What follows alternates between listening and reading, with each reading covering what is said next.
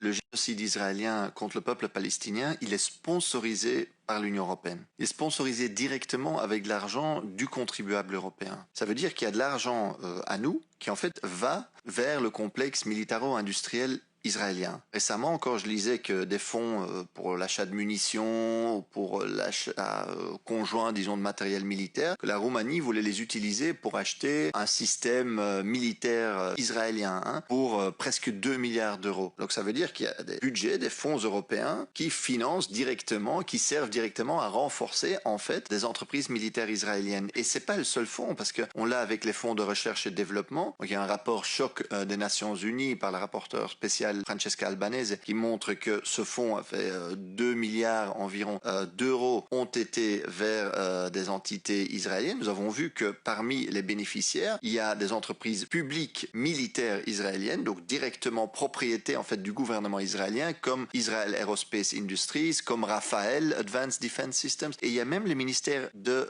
la Défense directement. Donc ça veut dire qu'avec notre argent public, on sponsorise le ministère de la Défense israélien. Donc c'est incroyable. À côté de ça, il y a le Fonds européen pour la défense. On a vu que ce Fonds européen pour la défense, qui se dit européen, il finance par exemple une entreprise en Grèce, une usine, pour développer des systèmes qui permettent d'intégrer des armes dans les drones. Okay, mais des armes dans les drones, c'est évidemment, c'est militaire. Et c'est d'ailleurs ce qui est utilisé à Gaza, dans tout le Moyen-Orient, des drones armés pour faire la guerre. On dirait oui, mais c'est une entreprise grecque. Sauf que cette entreprise, désormais, est presque entièrement contrôlée par Israel Aerospace Industries, c'est-à-dire une entreprise publique militaire israélienne. Et donc on sponsorise, en fait, on aide en fait une entreprise israélienne à développer de nouveaux drones armés qui ensuite seront potentiellement, ou dont la technologie sera utilisée pour tuer des Palestiniens ou pour bombarder illégalement d'autres pays de la région. Donc il est vraiment important aujourd'hui d'exclure Israël de tous ces programmes militaires, recherche et développement européens. J'ai demandé à la Commission européenne de le faire. Elle m'a dit ouais, mais on peut pas le faire parce que, vous savez, exclure un pays, ça serait de la discrimination. Tout d'abord, Israël